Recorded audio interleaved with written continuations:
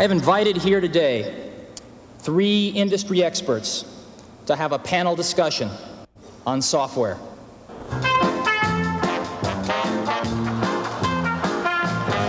And now, ladies and gentlemen, the Macintosh software dating game.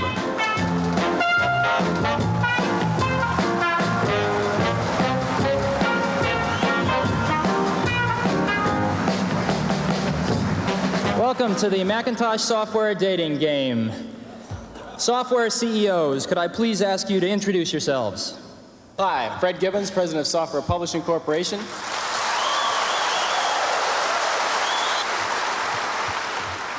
Hi, I'm Mitch Kapor, President of Lotus. We do a product called 1-2-3. My name is Bill Gates. I'm Chairman of Microsoft. And during 1984, Microsoft expects to get half of its revenues from Macintosh software.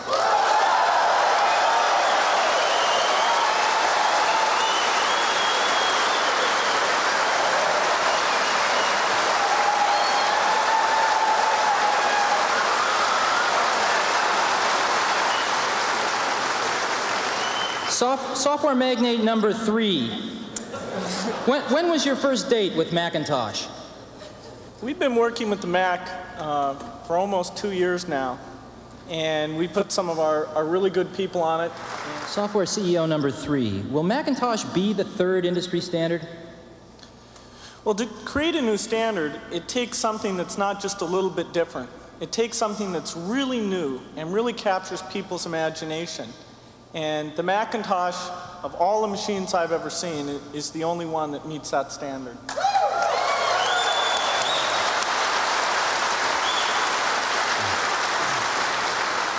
Software CEO number 3. Describe your ideal relationship with Apple. Well, we'll be selling our software independently. So the key thing is that Apple gets a lot of consistent standard machines out there quickly.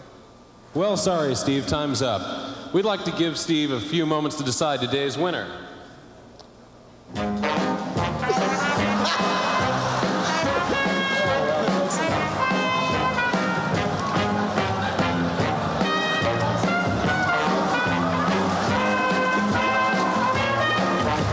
Okay, Steve, who's the winner? Apple's are red, IBM's blue.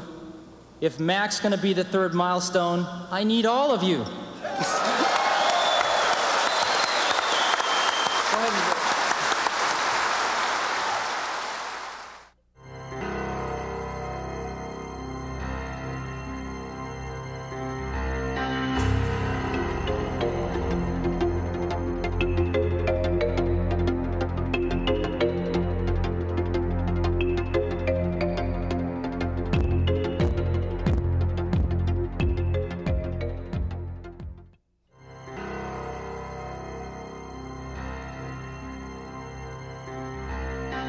Now, I'd like to talk about meaningful partners. Apple lives in an ecosystem, and it needs help from other partners. It needs to help other partners. And relationships that are destructive don't help anybody in this industry as it is today. So, during the last several weeks, we have looked at some of the relationships, and one has stood out as a relationship that hasn't been going so well, but had the potential, I think, to be great for both companies. The discussions actually began because there were some patent disputes, and rather than, I know. Rather than repeating history, I'm extremely proud of both companies that they have resolved these differences in a very, very professional way. And I happen to have a special guest with me today via satellite downlink. And if we could get him up on the stage right now.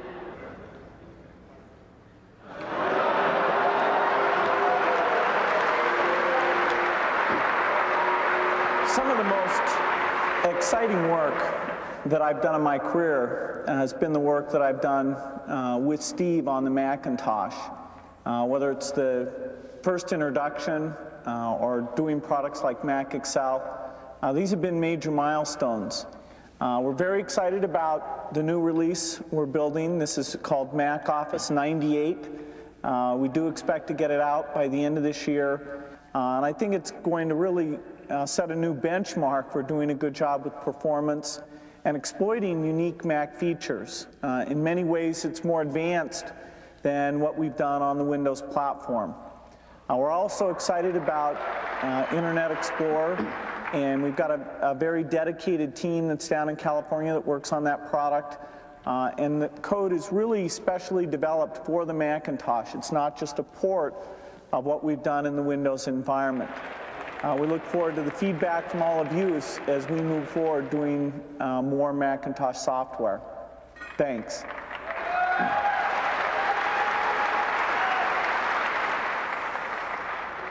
The era of setting this up as a competition between Apple and Microsoft is over as far as I'm concerned. This is about getting Apple healthy, and this is about Apple being able to make incredibly great contributions to the industry to get healthy and prosper again. So thank you all for coming. I look forward to hearing the grilling in the chair tonight and in the days to follow.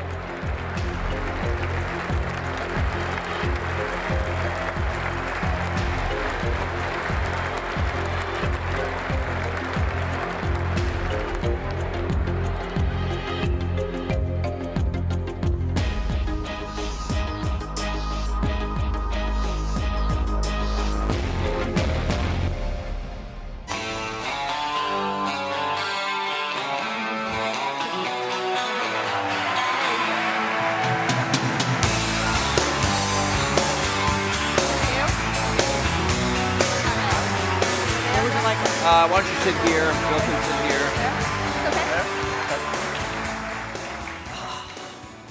Well, thank you. Before we get started, I think you know, there were some pioneers. Of course, we have the pioneers here on stage, but there were some other really important pioneers in the video we just saw, and a couple of them are here in the audience. So, Mitch Kapor, who is a regular at D, could you just stand up and wherever you are, there he is.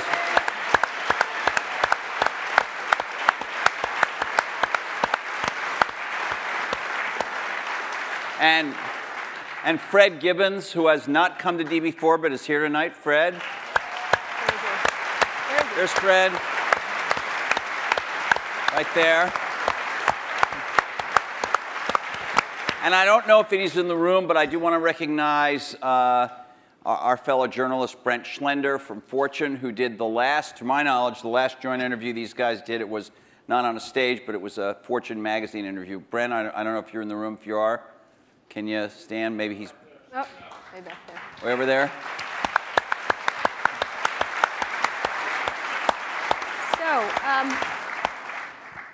So let's get started. I wanted to ask, there's been a lot of like mano-a-mano catfight kind of thing in a lot of the blogs and the press and stuff like that. And we wanted to, the first question I was interested in asking is what you think each has contributed to the computer and technology industry, starting with you, Steve, for Bill, and vice versa. Well, you know, Bill built the first software company in the industry. And I think he built the first software company before anybody really in our industry knew what a software company was, except for these guys. And that was huge. That was really huge. And the business model that they ended up pursuing turned out to be the one that worked really well, you know, for the industry. Mm-hmm. So I think, but the biggest thing was Bill was really focused on software before almost anybody else had a clue that it was really the software. That's what I see. I mean, a lot of other things you could say, but that's the high order bit. And I think building a company is really hard. Yeah. And it requires your greatest persuasive abilities to hire the best people you can and keep them at your company and keep them working, you know, doing the best work of their lives, hopefully. And Bill's been able to stay with it for all these years. So, Bill, how about the contribution of Steve and Apple? Well, first I want to clarify, I'm not fake Steve Jobs.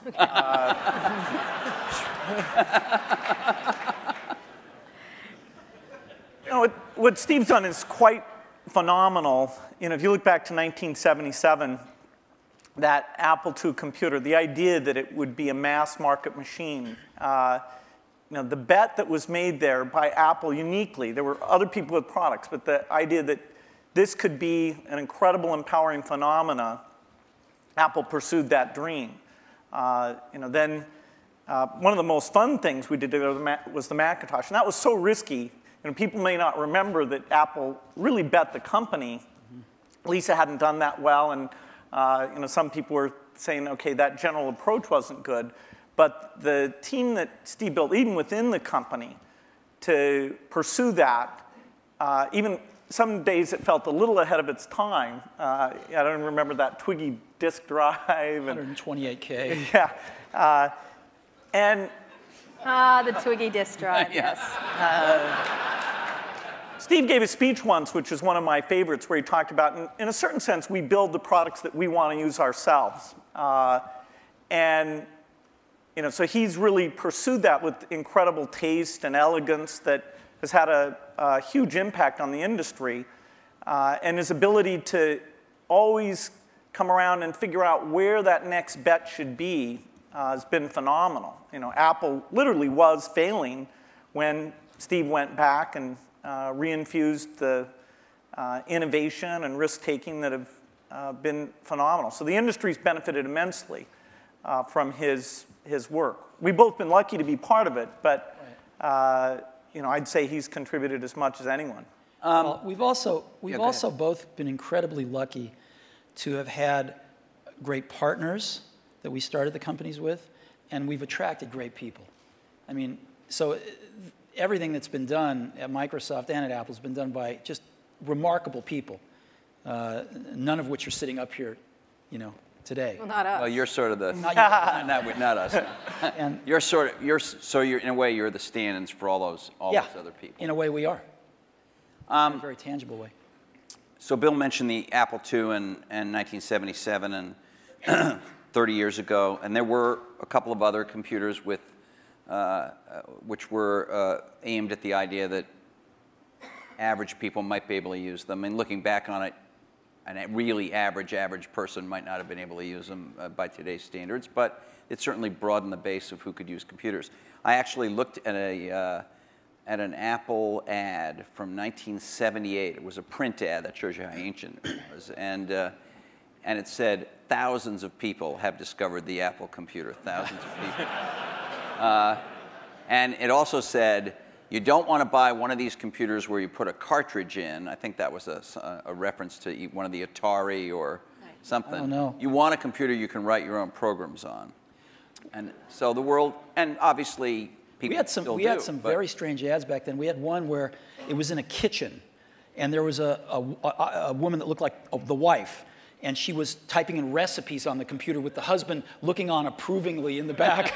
Yeah. Stuff like that. Yeah, how did that work for you? I don't think well. So, but just think back to, I know that you started Microsoft prior to 1977. I think Apple started the year before in 76. Microsoft in 74 was when we started writing 75. the basic. And then, then we did shipped the basic in 75. Okay. Most people, some people here, but I don't think most people know that there was actually some Microsoft software in that Apple II computer. Do you want to talk about what happened there, or how that occurred? Yeah, there'd been the Altair and a few other companies, actually about 24, that had done various machines. But the 77 group included the PET, TRS-80, Commodore, and the Commodore PET. TRS-80, and the Apple II. The original Apple II BASIC, the integer BASIC, we had nothing to do with. But then there was a floating point one where, and I mostly worked with Woz on that. Let me tell this story. Okay. So Woz, my partner, we started out with this guy named Steve Wozniak, brilliant, brilliant guy. He writes this BASIC that is like the best BASIC on the planet. It does stuff that no other BASIC's ever done. You don't have to run it to find your error messages. It finds them when you type it in and stuff. It's perfect in every way, except for one thing, which is it's just fixed point, right? It's not floating point. And so getting a lot of input that people want this BASIC to be floating point. And like we're begging Woz, please, please make this floating point. Who's we? How many people are in Apple? Well, me. Yeah. We're begging Woz to make this floating point, and he just never does it. You know, and he wrote it by hand on paper. I mean, you know, he didn't have an assembler or anything to write it with. It was all just written on paper, and he'd type it in. He just never got around to making a floating point. Why? Well, this is one of the mysteries of life. I don't know, but he never did. And so, you know, Microsoft had this very popular, really good floating point BASIC that we ended up going to them and saying, help. And how much was the, I think you were telling us earlier? That was $31,000. That Apple paid you for that. the floating point BASIC. And I flew out to Apple. I spent 2 days there getting the cassette. The cassette tapes were the main ways that people stored things at the time. Right. And, you know, that was fun. I think the most fun is later when we worked together. Well, what was the most fun? Tell the story about the most fun that was later. And maybe later, not the most fun. Let him talk. I'm teasing. Well, you know, Steve can probably start it better. The team that was assembled there to do the Macintosh was a very committed team. And there was an equivalent team on our side that just got totally focused on this activity. Jeff Harbers, a lot of incredible people. And we really had bet our future because on the Macintosh being successful, and then hopefully graphics interface in general being successful, but first and foremost, the thing that would popularize that being the Macintosh. And so we were working together, the schedules were uncertain, the quality was uncertain, the price. When Steve first came up, it was going to be a lot cheaper computer than it ended up being, but that was fine. So you worked in both places, in both?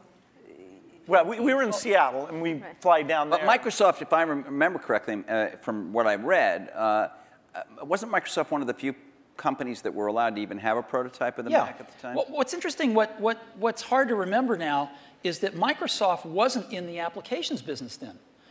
They took a big bet on the Mac because this is how they got into the apps business. I mean, Lotus dominated the apps business on the PC back then. Right. We had done just Multiplan, which was a hit on the Apple II.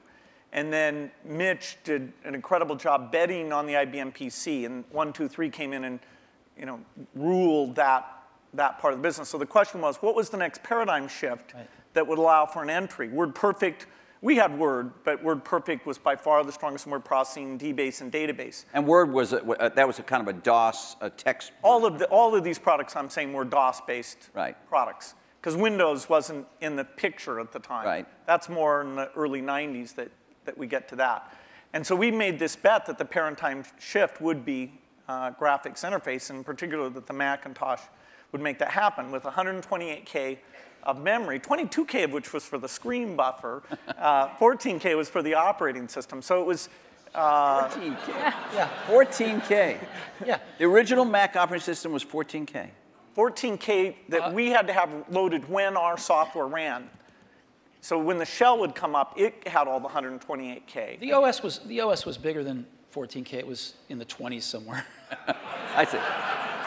So when we ship these computers now with, you know, a gigabyte, 2 gigabytes of memory, and nobody remembers. 128K. I remember that. I remember paying a lot of money for computers with 128K in those days. So the two companies worked closely on the Mac project because you were maybe not the only, but the principal or one of the principal software creators for it, right?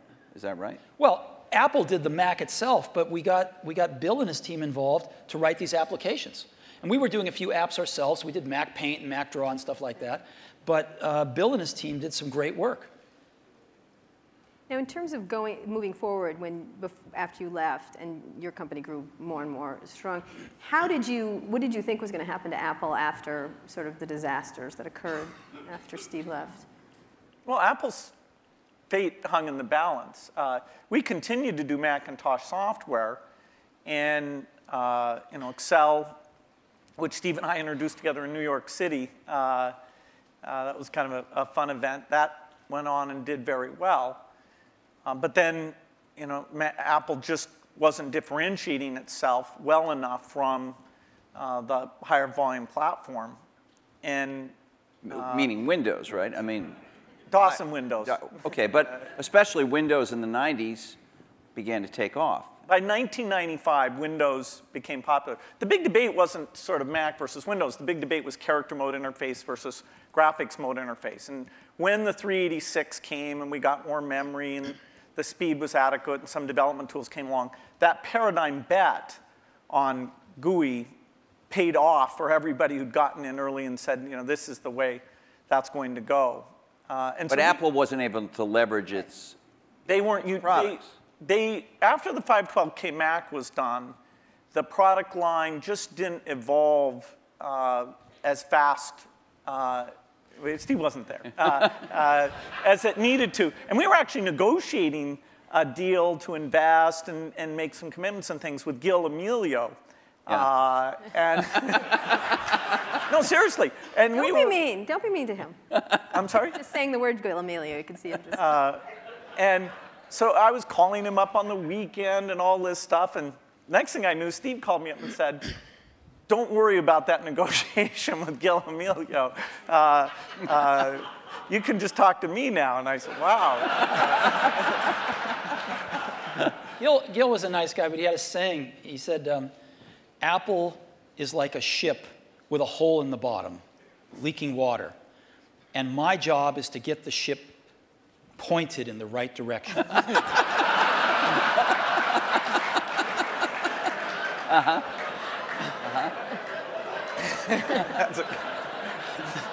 Okay. So, and meanwhile, through all this, I mean, I want to get back to the thing we saw in 1997 at Macworld there, but Windows was just going great guns. I mean, Windows 95, to whatever extent earlier versions of Windows had not had all the features, all the GUI stuff that the Mac had, Windows 95 really was an enormous, enormous leap. Yeah, Windows 95 is when graphics interface became mainstream and when the software industry realized, wow, this is the way applications are going to be done. And it was amazing that it was ridiculed sort of in 93, 94. It was not mainstream. And then in 95, the debate was over. It was kind of just a common sense thing. And it was a combination of hardware and software maturity getting to a point that people could see it. So I don't want to go through every detail, the whole history of how you came back, but thank you. You had, but you in that video we all saw, you said you had decided that it was destructive to have this competition with Microsoft. Now, obviously, Apple was in a lot of trouble, and I presume that there was some tactical or strategic reason for that, as well as just wanting to be a nice guy, right? I mean, you know, Apple was in very serious trouble, and what was really clear was that if the game was a zero-sum game where for Apple to win, Microsoft had to lose, then Apple was going to lose. But that's, a lot of people's heads were still in that place. Why was that from your perspective? Well, a lot of people's heads were in that place at Apple, and even in the customer base, because, you know, Apple had invented a lot of this stuff, and Microsoft was being successful, and Apple wasn't, and there was jealousy and this and that. There was just a lot of reasons for it that don't matter. But the net result of it was there were too many people at Apple and in the Apple ecosystem playing the game of, for Apple to win, Microsoft has to lose. And it was clear that you didn't have to play that game, because Apple wasn't going to beat Microsoft. Apple didn't have to beat Microsoft. Apple had to remember who Apple was, because it had forgotten who Apple was. And so to me, it was pretty essential to break that paradigm. And it was also important that, you know, Microsoft was the biggest software developer outside of Apple developing for the Mac. And so, you know, it was just crazy what was happening at that time. And Apple was very weak. And so I called Bill up, and we tried to patch things up. Yeah, and since that time, we've had a team that's fairly dedicated to doing the Mac applications. And they've always been treated kind of in a unique way so that they can have a pretty special relationship with Apple. And that's worked out very well. In fact, every couple years or so, there's been something new that we've been able to do on the Mac. And it's a great business for us. And it's actually, the relationship between the Mac development team at Microsoft and Apple is a great relationship. It's one of our best developer relationships. And do you look at yourself as rivals now today as the landscape has evolved? And we'll talk about the internet landscape and everything else and other companies that have come forward. But how do you look at yourselves in this landscape today. Because you are competitors in certain ways, which is the American way, right? We watch the commercials. And you get annoyed at each other from time to time. I have to confess, I like PC Guy better. Yeah, he's great. I like him. The art of those commercials is not to be mean, but it's actually for the guys to like each other.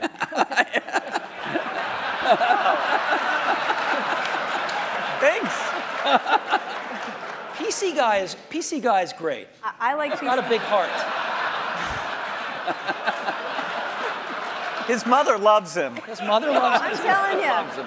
I like PC Guy totally much better. Wow. I do. I don't know why. He's endearing. The other guy's a PC Guy's what makes it all work, actually. Yeah. All right. It's worth thinking about. So how do you look at yourselves? Let me just ask you, Bill. Obviously, Microsoft is a much larger company. You're in many more markets, many more types of products than Apple is.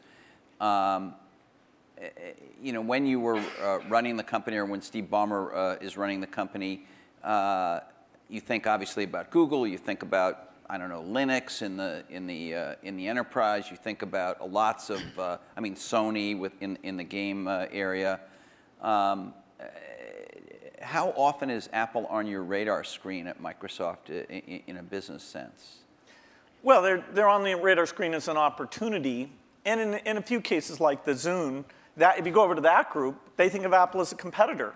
They love the fact that Apple's created a gigantic market, and they're going to try and come in and contribute something to that. And we love them because they're all customers.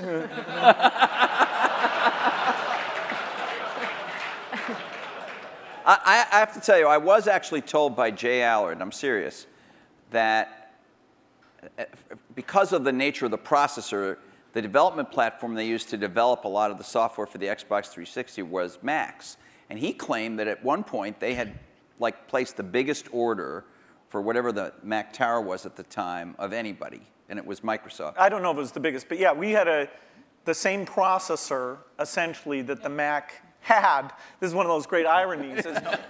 They were switching away from that processor while the Xbox 360 was adopting it, but for good reasons, actually, in both cases, because we're not in a portable application, and that was one of the things that processor roadmap didn't have. But yes, we did. It shows pragmatism, but we try and do things that way. So that was the development system for the early people getting their software ready for the introduction of Xbox 360. And we never ran an ad on that. I see. Admirable restraint. That's wonderful. There were hundreds of them. Steve is so known for his restraint.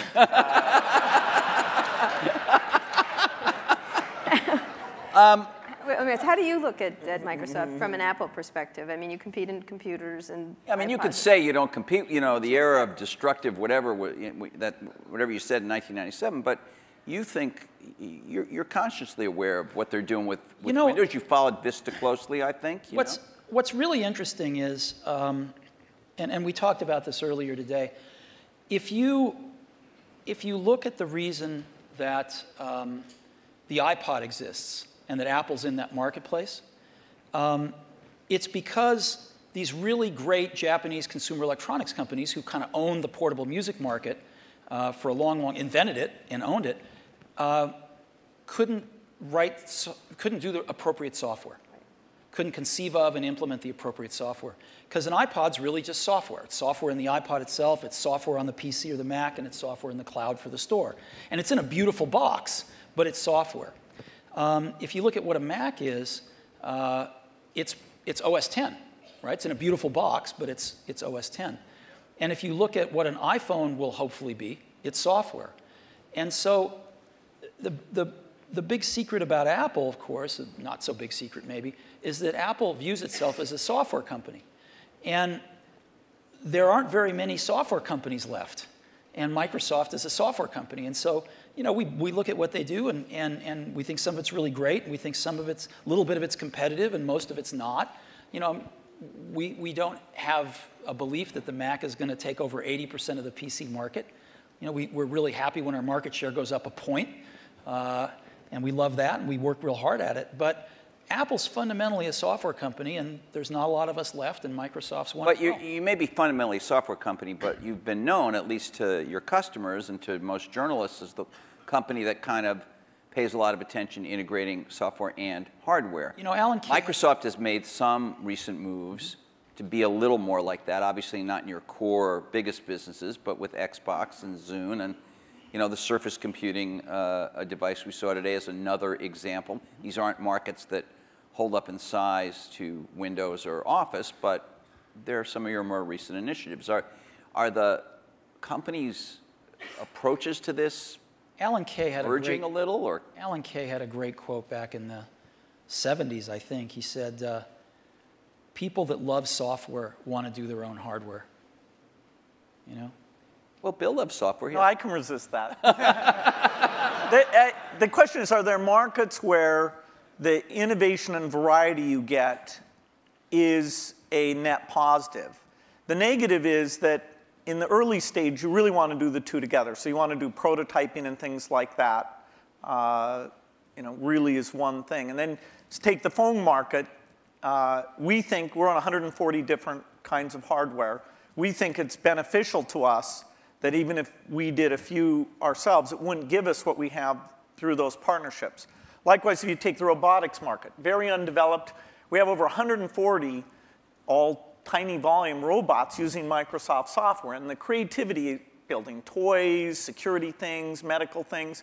We love the innovation and the ecosystem that's going to grow up, who knows when, but we're patient around that, and we'll have a great asset with this robotic software platform. So there are things like PC, phone, and robot where the Microsoft choice is to go for the variety.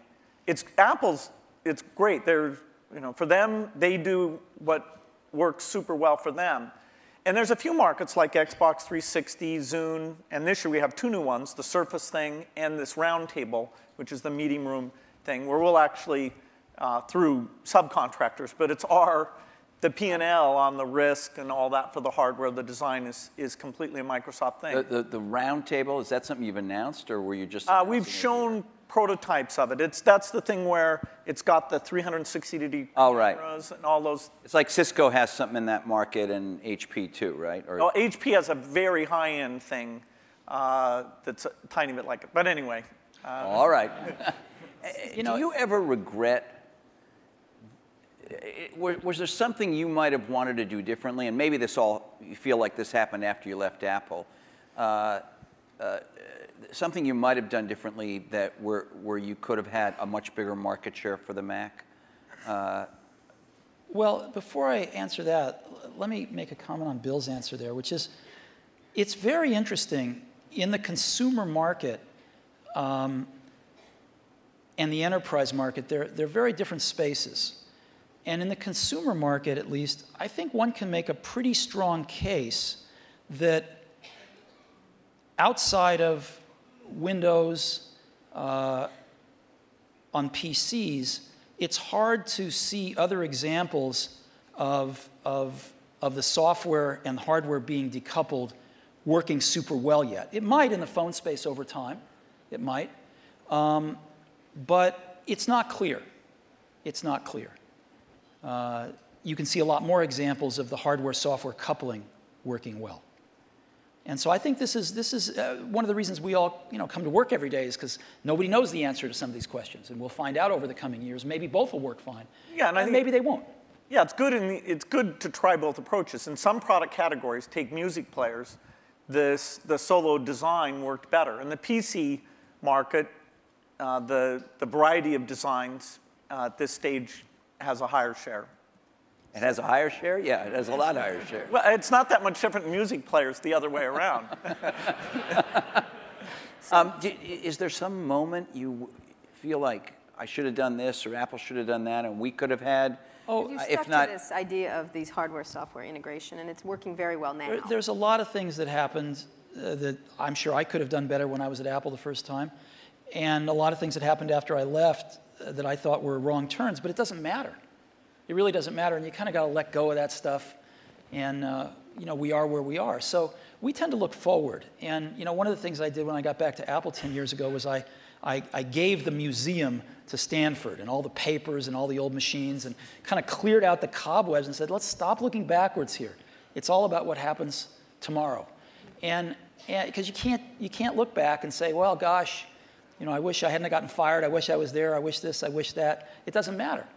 And so let's go invent tomorrow rather than worrying about what happened yesterday. Let's talk about, we're going to talk a little bit about tomorrow, but let's talk about today, the landscape of how you see the different players in the market and how you look at what's developing now. What has surprised both of you since having been around for so long and still very active in everything? I mean, your companies are still critically key companies, but there are many, many companies that are becoming quite powerful. How do you look at the landscape at this moment and what's happening, especially in the internet space? I think it's super healthy right now. I think there's a lot of young people out there building some great companies who want to build companies, who aren't just interested in starting something and selling it to one of the big guys, but who want to build companies. And I think there's some really exciting companies getting built out there. Some next generation of stuff that you know, some of us play catch up with, and you know, some of us find ways to partner with and things like that. But there's a lot of activity out there now, wouldn't you say? Yeah, I'd say it's a healthy period. Yeah. The notion of what the new form factors look like, what natural interface can do, the ability to use the cloud, the internet, to do part of the task in a complementary way to the local experience. There's a lot of invention that the whole approach of startups, the existing companies who do research, we'll look back at this as one of the great periods of invention. I think so too. There's a lot of things that are risky right now, which is always a good sign, you know, and you can see through them. You can see to the other side and go, yes, this could be huge, but there's a period of risk that, you know, nobody's ever done it before. Do you have an example that would, for example? I do, but I can't say. Okay. And so, but I can say, when you feel like that, that's a great thing. Right. That's what keeps you coming to work in the morning, and and it tells you there's something exciting around the next corner. Okay, but so the two of you have certainly you're involved every day with the internet. You have internet products. You have a whole slew of stuff on the internet. You have iTunes and .Mac and all of that. But on another level, you're the guys who represent the rich client, the personal computer, the big operating system and all that. And there is a certain school of thought, and I'm sure it's shared by some people in the room, that this is all migrating to the cloud and you'll need a fairly light piece of hardware that won't have to have all that investment, all the kind of stuff you guys have done throughout your careers. So as much as people might think of you as rivals, one way to think of you as the two guys. We're both dinosaurs. Huh? They were both dinosaurs. Dinosaurs or whatever. I can talk about that? No. Seriously, is there in 5 years? In 5 years, is the personal computer still going to be the linchpin of all this stuff? Well, you can say that it'll be predicted that it won't be. The network computer took us over about, 5 years ago, we disappeared. Remember the single function computer? There was somebody who said that these general purpose things are kind of a dumb idea. So that took us over. The mainstream is always under attack.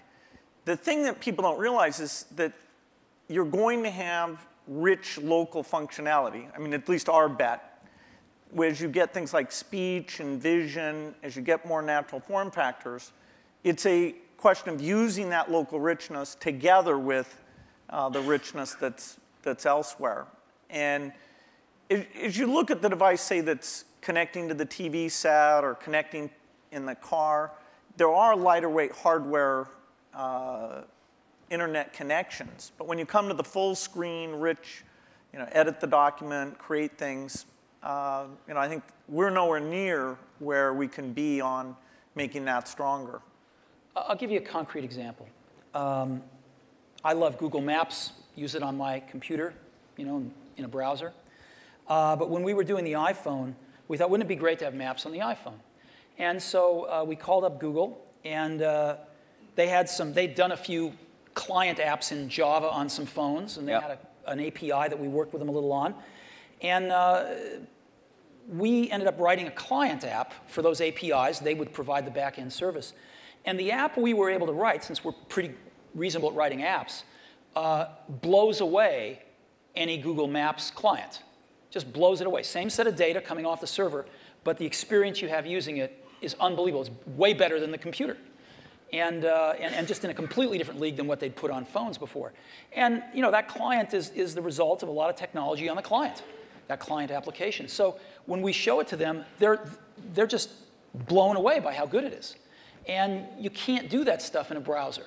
So people are figuring out how to do more in a browser, how to get persistent state of things when you're disconnected from a browser, how do you actually run apps locally using apps written in those technologies so they can be pretty transparent whether you're connected or not. But it's happening fairly slowly, and there's still a lot you can do with a rich client environment. At the same time, the hardware is progressing to where you can run a rich client environment on lower and lower cost devices, on lower and lower power devices.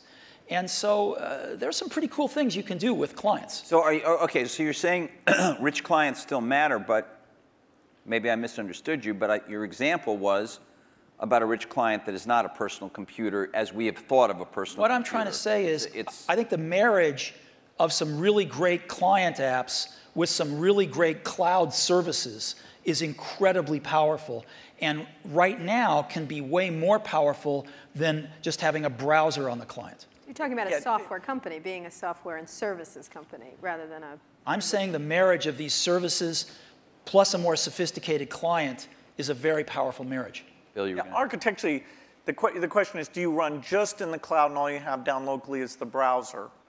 And that is the same question for the phone as it is for the full screen device. There'll always be different screen sizes because these are, the 5-inch screen does not really compete with the 20-inch screen, does not compete with the big living room screen. Those are things that there'll be some type of computing behind all of those things, all connected to the internet.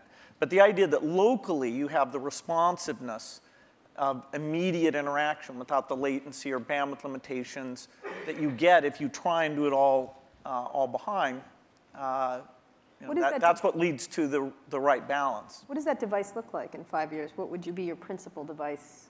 Is there one or? Is it a, I think you use, I could be wrong, I think you carry a tablet. Right. Right. Which has not necessarily stormed the world yet. Yeah, this is like Windows 1992, I think. That is, I'm unrepentant on my belief.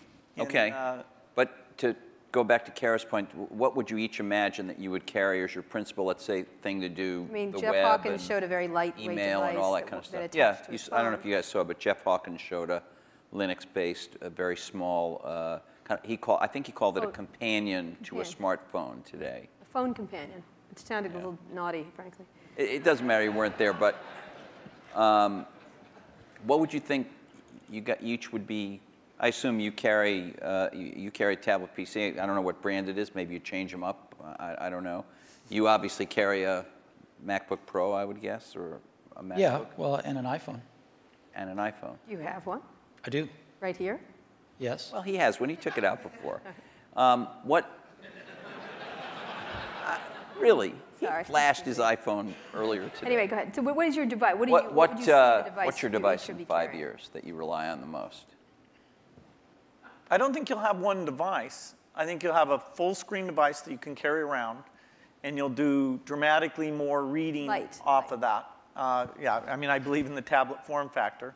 I think you'll have voice. I think you'll have ink. You'll have some way of having a hardware keyboard and some settings for that. And then you'll have the device that fits in your pocket, which the whole notion of how much function should you combine in there.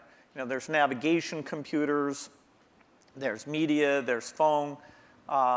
Technology is letting us put more things in there, but then again, you really want to tune it so people know what they expect. So there's quite a bit of experimentation in that pocket-sized device. But I think those are natural form factors, and that we'll have the evolution of the portable machine and the evolution of the phone will both be extremely high volume, complementary. That is, if you own one, you're more likely to own the other.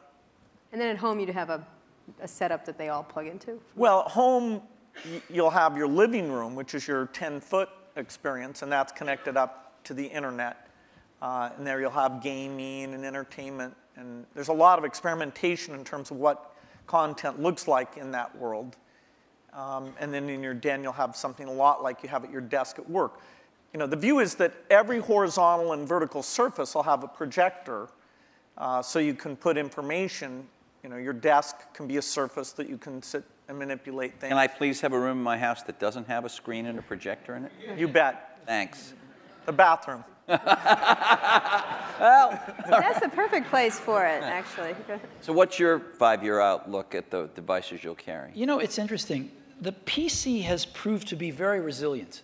Because as Bill said earlier, the death of the PC has been predicted every few years. And here, when you're saying PC, you mean personal computer in general, not just Windows PCs. I mean personal computer in general. Okay. And there was the age of productivity, if you will, the spreadsheets and word processors, and that kind of got the whole industry moving. And it kind of plateaued for a while, was getting a little stale, and then the internet came along, right? And everybody needed more powerful computers to get on the internet. Browsers came along, and it was this whole internet age that came along, access to the internet. And then some number of years ago, you could start to see that the PC, that was taken for granted, things had kind of plateaued a little bit, and innovation-wise at least. And then I think this whole notion of the PC, we called it the digital hub, but you can call it anything you want, sort of the multimedia center of the house, started to take off with digital cameras and digital camcorders and sharing things over the internet and kind of needing a repository for all that stuff. And it was reborn again as sort of the hub of your digital life.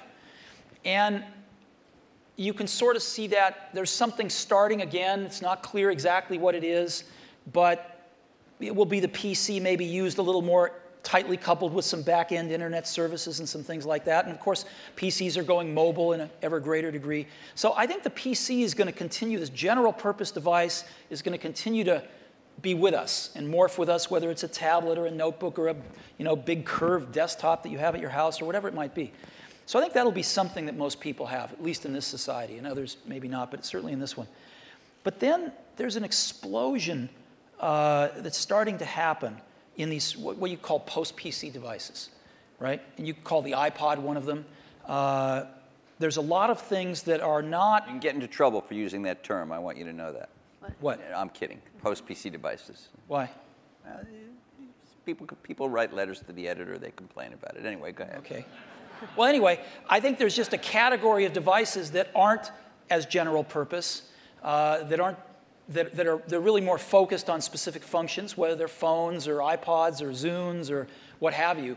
And I think that category of devices is going to continue to be very innovative, and we're going to see lots of them. Give me an example of what that would be. Well, an iPod was a post-PC device. A phone is a post-PC device.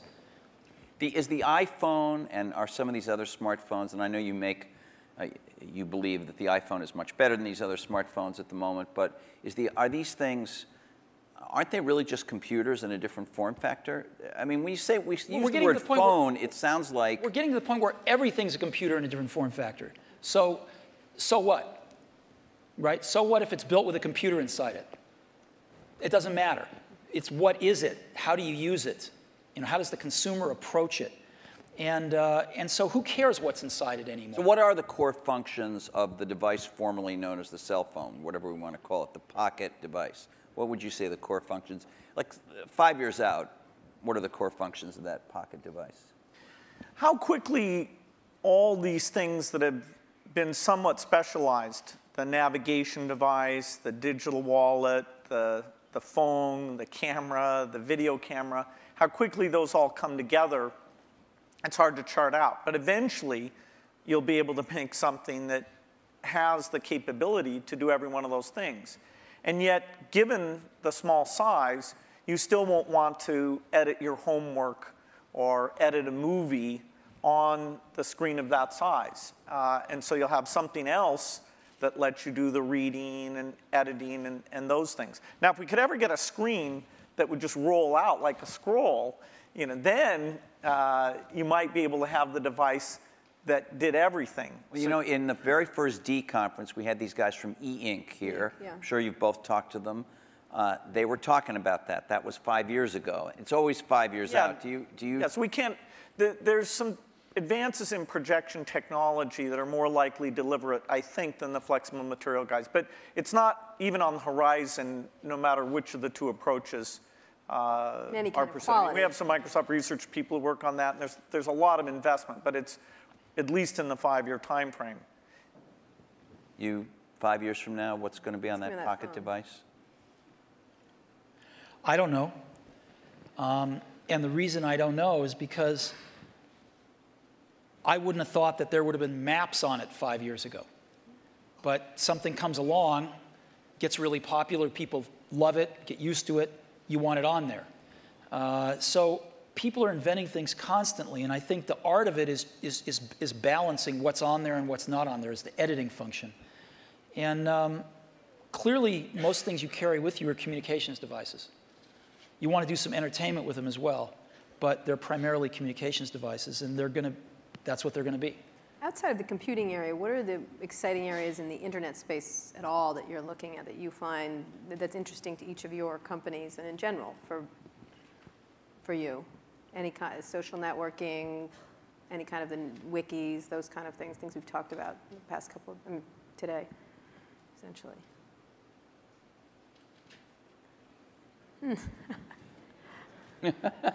You know, we're working on some things that I can't talk about. Again. Again, yeah. But there used very to be, beautiful. There used to be a saying, isn't it at Apple? It's going to blow us away, though, blow us when away. you can't. Wow, it's great. There used to be a saying at Apple, isn't it funny a ship that leaks from the top? So, that's kind of like a sweater without sleeves is a vest. I don't get that. That was what they used to say about me when I was in my 20s. Okay. There's a zillion interesting things going on the internet. The most interesting things to me are these incredible new services that people are bringing up. And surrounding entertainment, or there's a lot of them surrounding entertainment, but there's a lot of them that have to do with just sort of figuring out how to navigate through life a little more efficiently. And I think, it's really great when you show somebody something and you don't have to convince them they have a problem that this solves. They know they have a problem. You can show them something, they go, oh my God, I need this. And I think you're going to see a lot of things like that happen over the next year or two. Do you, you obviously have a very large internet business with iTunes, and you sell a lot of stuff on in the Apple Store. But, you were early with this idea that when you bought a computer from Apple, you had this kind of internet service back end, and it was called .Mac. And I think a lot of people feel you haven't developed it very much. I couldn't agree with you more, and we'll make up for lost time in the near future. And in your case, you obviously have huge things like Hotmail, for instance, which is, I guess, and Windows Messenger, which are both widely used, and I don't even know how many users. A gazillion. Huge numbers. But on the other hand, you haven't, as Steve Ballmer was talking about today, you have other people have much stronger positions in things like search and other parts of the internet. So, are you guys, because you are the personal computer companies that are best associated with that, not as nimble as some of these competitors at this point? Do you worry about not being as nimble, both of you? I mean, obviously Microsoft's a much bigger company, but you're a big company. Steve, Apple is. Do you worry about not being as nimble as somebody sitting out there with, the kind of 10 employees that you guys had in 1977? Well, there's always going to be great new things that come out of other companies, and you want to be in a position to benefit from those, to have those inventions drive demand for Windows and personal computers, and then some of those upstream things you want to participate in. I hope Steve mentioned we are going to participate in search, hopefully to a higher degree in the future. He did mention that, yeah.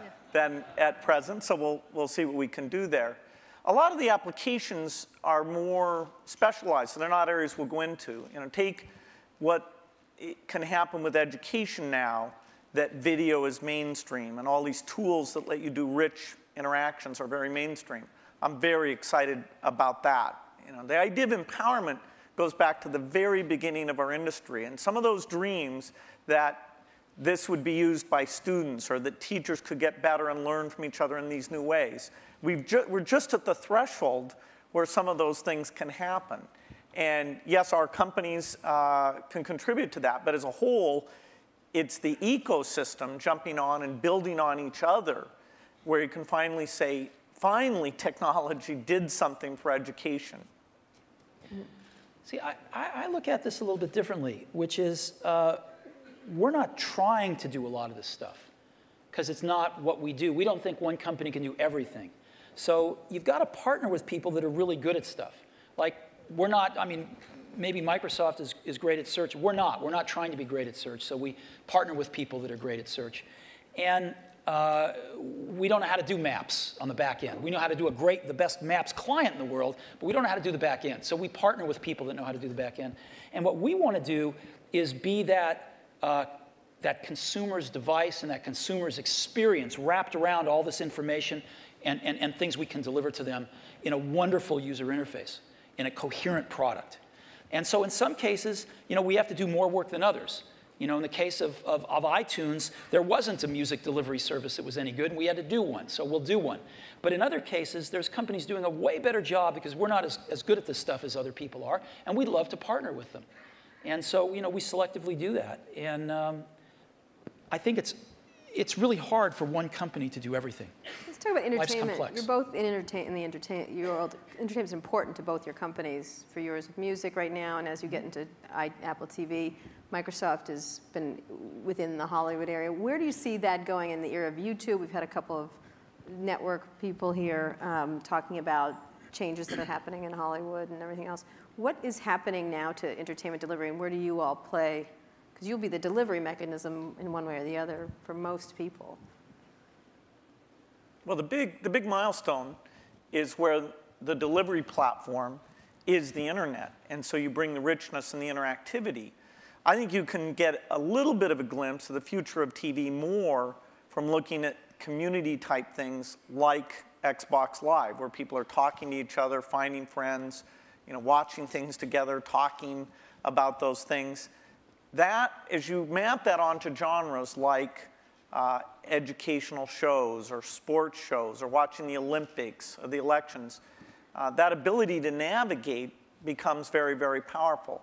And we're not an entertainment company. Yes, we do Halo, which is this big video game, but by and large, we're a platform.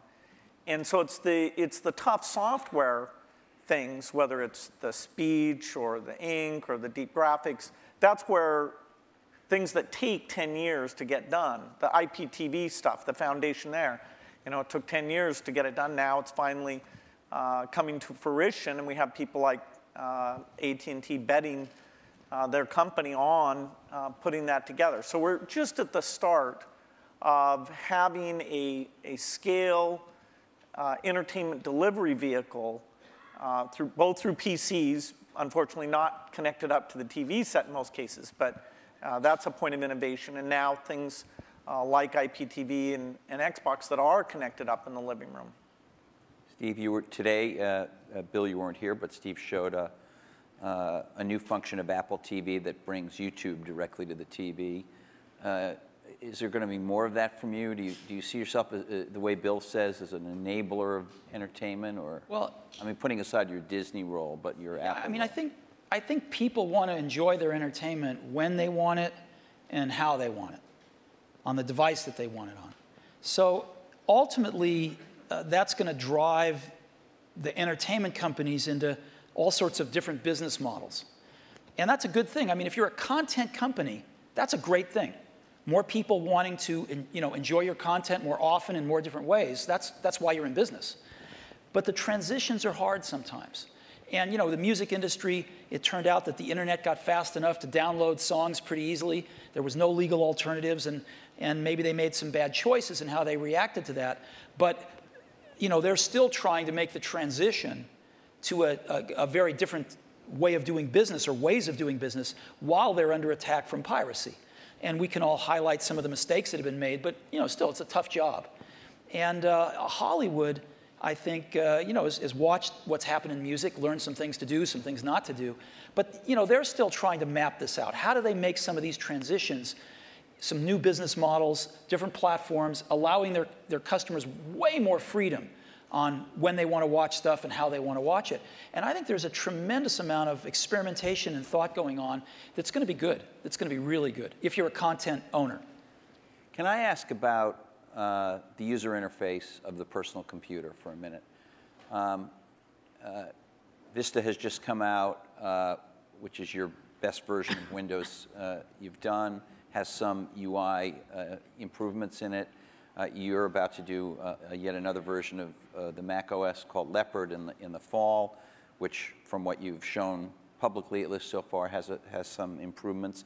But fundamentally, these are still the kind of file icon, folder icon, drop-down menu. I know I'm minimizing. There's a lot of other things. There's gadgets and widgets and all kinds of other cool things in there now. But you can see that it's still all built on what you started with, what Xerox did research on.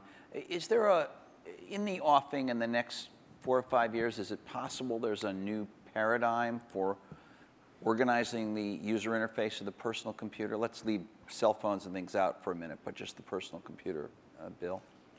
One of the things that's been anticipated for a long time is when 3D comes into that interface. And there was a lot of experimentation, sites on the internet where you'd kind of walk around and meet people. But in fact, the richness, the speed, it just didn't sustain itself. Now we're starting to see with some of the mapping stuff, a few of the sites, that the quality of that graphics, the tools and things are getting to the point where 3D can really come in. So I definitely say that when you go to a store, bookstore, you'll be able to see the books lined up, the way you might be interested in, or lined up the way they are in the real store. So 3D is a way of organizing things, particularly as we're getting much more media information on the computer, a lot more choices, a lot more navigation than we've ever had before. And we can take that into this communications world where the PC is playing a much more central role, kind of taking over what was the PBX, sort of one of the last mainframes in the business environment. That'll be a big change that'll come to it. And as we get natural input, that'll cause a change. And what about this multi-touch stuff? It's really interesting. Obviously, Steve showed some of it on the iPhone when he introduced the iPhone. Steve Ballmer today showed a bunch of it with the Surface computing device. It happens, although it's not part of our program, that HP, which is a sponsor of this conference, has a multi-touch sort of display over here out in the foyer.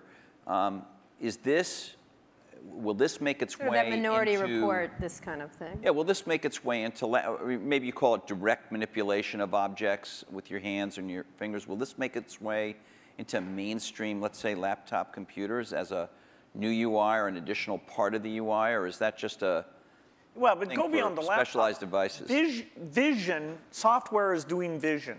And so, imagine a game machine where you just can pick up the bat and swing it, or the tennis racket and swing it. Yeah, we have one of those.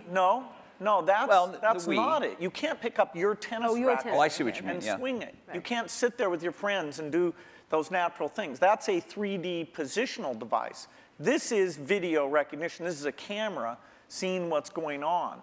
And in a meeting, like you're on a video conference, you don't know who's speaking when they're audio only, things like that. The camera will be ubiquitous. Now, of course, we have to design it in a way that people's expectations about privacy are handled appropriately. But software can do vision, and it can do it very, very inexpensively.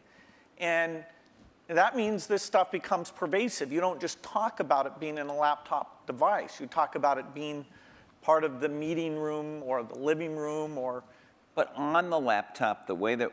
And maybe I'm wrong. Maybe this is what we have is great, and we don't need any new big radical change. But when I turn on my laptop, whether it's my Vista laptop or my Mac laptop, it's there have been improvements, but it's a lot like it was 10 years ago. It's much better. The graphics are better and all that. You talked about that radical change. You have the mouse for both your companies. You have the icons you move around. You have and you talked about what a big gamble it was in '84 to do that, and then follow on with Windows.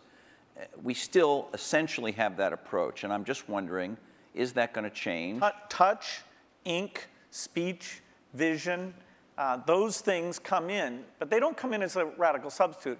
I think you're also underestimating the degree of evolution because you've lived with it year by year. Say we'd sent you away for 10 years and you came back and you said, wow, there's a search paradigm, and that's more at the center of how you find these things. There's tagging, that's more at the center of how you find these things. There's you know, the evolution is a very good thing. In fact, even in that evolution, the stuff we did with Office, there's this balance you strike where when you make a change, in that case the ribbon, you're going to have some users who feel like, oh, geez, I have to spend a little bit time to be brought along to that. You know, but there has been good evolution, but these natural interface things are the revolutionary change, and they'll be very revolutionary. That together with the 3D that I talked about. Steve? I know you're working on something. It's going to be beautiful. We'll see it soon. Yeah, you know, you can't talk about it, but Bill discusses all his secret plans. You don't discuss any of them. I know. It's not fair, but it's, I think the question is a very simple one, which is how much of the really revolutionary things people are going to do in the next 5 years are done on the PCs, or how much of it is really focused on the post-PC devices. And there's a real temptation to focus it on the post-PC devices because it's a clean slate, and because there are more focused devices, and because they don't have the, they don't have the legacy of these zillions of apps that have to run in zillions of markets. And so I think there's going to be tremendous revolution in the experiences of the post-PC devices. And the question is how much to do in the PCs. And I'm sure Microsoft is. We're working on some really cool stuff. But some of it has to be tempered a little bit because you do have these tens of millions in our case, or hundreds of millions in Bill's case, users that are familiar with something that, they don't want a car with 6 wheels. They like the car with 4 wheels. They don't want to drive with a joystick. They like the steering wheel. And so, you have to, as Bill was saying, in some cases you have to augment what exists there, and in some cases you can replace things. But I think the radical rethinking of things is going to happen in a lot of these post-PC devices. I'm going to ask a more personal question. We have just a minute before we're going to open up for questions. What's the greatest, I'm not going to call this the Barbara Walters moment and ask you what tree you'd like to be, but She would love to be Barbara Walters, let me just tell you. No, I would not. What's the greatest misunderstanding, right, but thank you, Steve, about your relationship? I mean, you're obviously going to go down in history as history books already said kind of thing, but what's the greatest misunderstanding between your relationship and about each other? What would you say would be this idea of catfight, this idea of which one of the many? We've kept our marriage secret for over a decade now. Canada, that trip to Canada. Mm-hmm.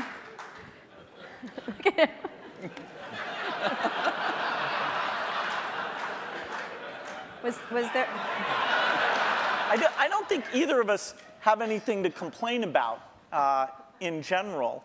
And I know that the projects, like the Mac project, was just an incredible thing, a fun thing where we were taking a risk. We did look a lot younger in that video. We did. You looked 12 in the first one. That's how I try and look. He was 12. But no, it's been fun to work together. And I actually kind of miss some of the people aren't around anymore. People come and go in this industry. It's nice when somebody sticks around and have some context of all the things that have worked and not worked. And the industry gets all crazy about some new thing. There's always this paradigm of the company that's successful is going to go away and stuff like that. It's nice to have people who've seen the waves and waves of that, and yet been willing when it counted to take the risk to bring in something new. Has it been important? One last question, and then we'll go to the audience. He didn't answer us because he just said this. I have an answer. He only talked about his secret gay marriage. Yeah. So. I thought that was your answer. No, that wasn't my answer. When Bill and I first met each other and worked together in the early days,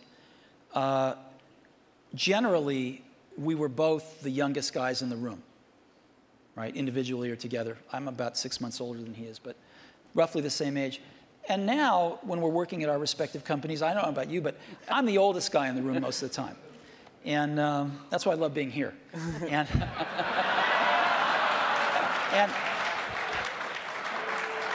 so happy to oblige.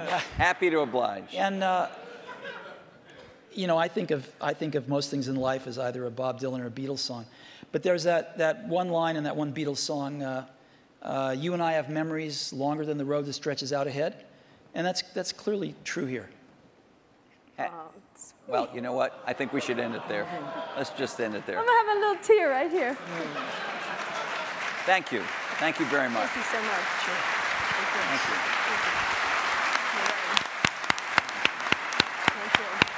I think there's some questions. We're going to ask you questions. Can we get to sit down? Sit down. Oh, standing O. Thanks. Have we ever had a standing O here? No. I don't know. The toilet. No.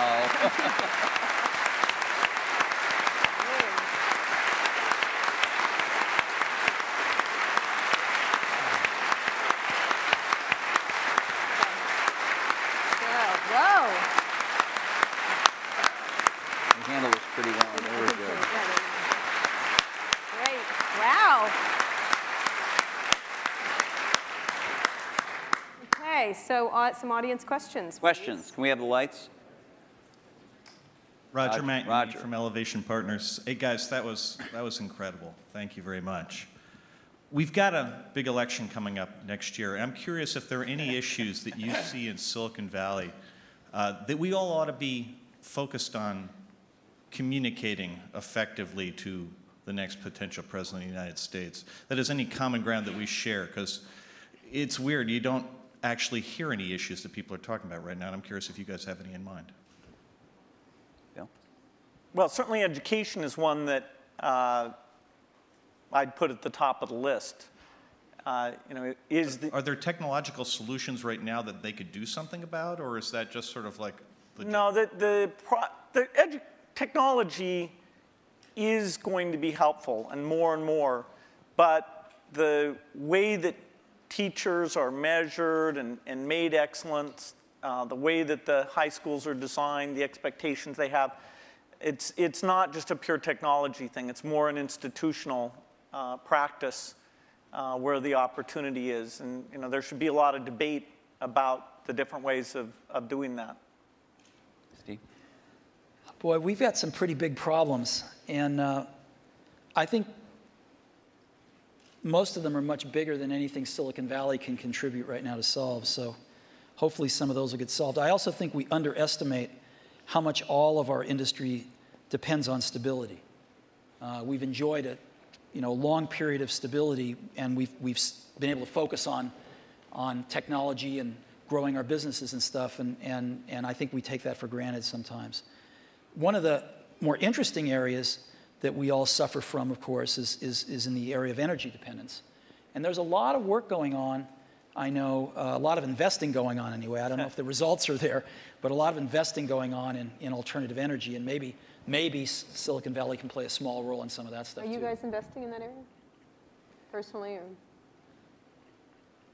Some. Which might be a lot. Go ahead. And you? Yeah, exactly. $1 billion here or there. Steve? Are you investing in that area? No. Or just a Prius? Okay. Yeah, just appreciating it. Over there. Hi, Don Eklund, Sony Pictures. My question is really, at what point is there too much diversity?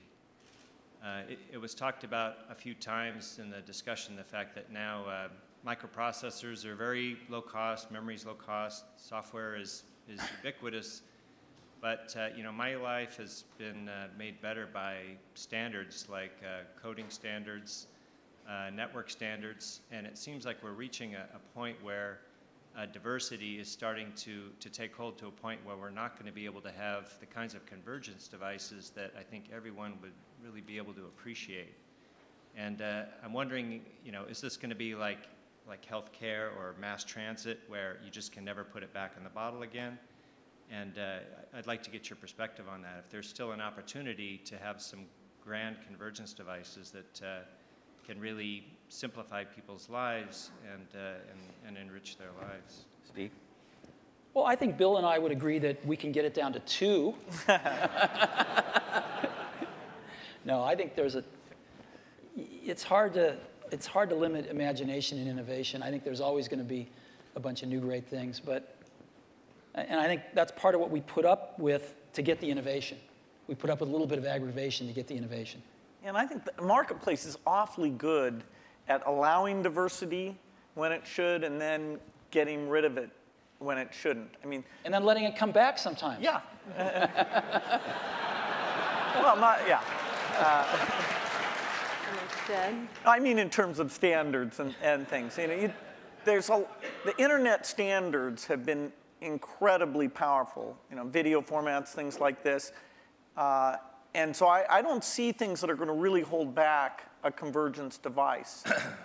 You know, sure, there's a lot of wireless approaches, but that's pretty healthy right now. They each have various merits. A few of them will end up overlapping the other ones and kill the other ones out. But well, I think the industry's done very well at latching on to standards for the things that there were no longer any innovation in, and then focusing on the places where it wasn't clear which approach was best. Jesse? Hi, I'm Jesse Kornbluth, headbutler.com. Because you're not the youngest guys in the room anymore, it's perhaps appropriate to ask you a question about legacy, each of you. Bill, even your harshest critic would have to admit that your philanthropy work is, you know, planet-shaking, incredible, and could be, if you make it, a second act so amazing that it would dwarf what you've actually done at Microsoft.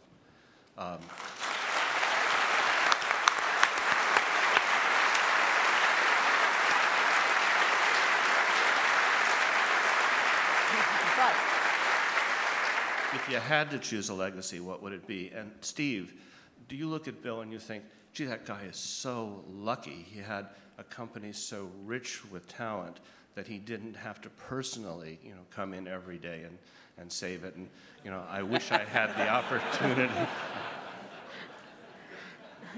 Okay, he's not going to answer that one. Bill?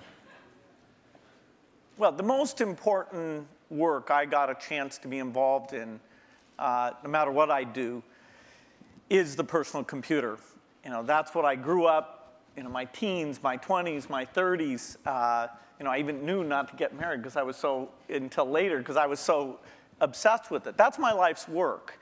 And it's lucky for me that some of the skills and resources, but I'd put skills first, that I was able to develop through those experiences can be applied to the benefit of the people who haven't had technology, including medicine, working for them. So it's an incredible blessing to have two things like that. But the thing that if you look inside my brain, it's filled with software and, you know, the magic of software and a belief in software. And, you know, that's not going to change. Okay. So your question was about whether I wish I didn't have to go into Apple every day? No, if you envy Bill a bit, this second act that he has. Oh, no, I think it's I think the world's do anything else. I think the world's a better place because Bill realized that his goal isn't to be the richest guy in the cemetery, right? That's a good thing, and so he's doing a lot of good with the money that he made. You know, I'm sure Bill was like me in this way. I mean, I grew up fairly middle class, lower middle class, and I never really cared much about money. And Apple was so successful early on in life that I was very lucky that I didn't have to care about money then. And so I've been able to focus on work and then later on my family. And I sort of look at us as two of the luckiest guys on the planet because we found what we loved to do and we were at the right place at the right time. And we've gotten to go to work every day with super bright people for 30 years and do what we love doing. And so it's hard to be happier than that. You know, your family and that. What more can you ask for? And so I don't think about legacy much. I just think about being able to get up every day and go in and hang around these great people and hopefully create something that other people will love as much as we do. And if we can do that, that's great. I think the middle. Yeah. Thanks, Steve and Bill. Rob Kelly. I'm here with my business partner, We've got a 100-person internet media business. I'm wondering what would be the single most valuable piece of advice you'd give us to even attempt to create some of the value that you guys have done in both your very impressive companies. I think actually, maybe in both cases, correct me if I'm wrong, the excitement wasn't really seeing the economic value. Even when we wrote down at Microsoft in 1975, a computer on every desk and at every home, we didn't realize, oh, and we'll have to be a big company. Every time I thought, oh God, can we double in size? Geez, can you manage that many people? Will that feel fun still? And so every doubling was like, okay, this is the last one. And so the economic thing wasn't at the forefront. The idea of being at the forefront and seeing new things and things we wanted to do, and being able to bring in different people who are fun to work with, eventually with a pretty broad set of skills, and figuring out how to get those people, those broad skills, to work well together has been one of the greatest challenges. I've made more of my mistakes in that area maybe than anywhere, but eventually getting some of those teams to work very well together. So it's, I think it's a lot about the people and the passion, and it's amazing that the business worked out the way that it did. Yeah. People say you have to have a lot of passion for what you're doing, and it's totally true. And the reason is because it's so hard that if you don't, any rational person would give up. It's really hard, and you have to do it over a sustained period of time. So if you don't love it, if you're not having fun doing it and you don't really love it, you're going to give up. And that's what happens to most people, actually. If you really look at the ones that ended up being successful, unquote, in the eyes of society and the ones that didn't, oftentimes it's the ones that are successful loved what they did so they could persevere when it got really tough. And the ones that didn't love it quit because they're sane, right? Who would want to put up with this stuff if you don't love it? So it's a lot of hard work, and it's a lot of worrying constantly. And if you don't love it, you're going to fail. So you got to love it. You got to have passion. And I think that's the high order bit. The second thing is you've got to be a really good talent scout, because no matter how smart you are, you need a team of great people, and you've got to figure out how to size people up fairly quickly, make decisions without knowing people too well, and hire them, and see how you do and refine your intuition, and be able to help build an organization that can eventually just build itself. Because you need great people around you. Thank you. Liz Beyer, question, I guess it's historical curiosity. You approached the same opportunity so very differently. What did you learn about running your own business that you wished you had thought of sooner or thought of first by watching the other guy? Well, I'd give a lot to have Steve's taste. He has natural, not a joke at all. I think in terms of intuitive taste, both for people and products. We sat in Mac product reviews where there were questions about software choices, how things would be done, that I viewed as an engineering question, and that's just how my mind works. And I'd see Steve make the decision based on a sense of people and product that it's even hard for me to explain. The way he does things, it's just different. And I think it's magical. And in that case, wow.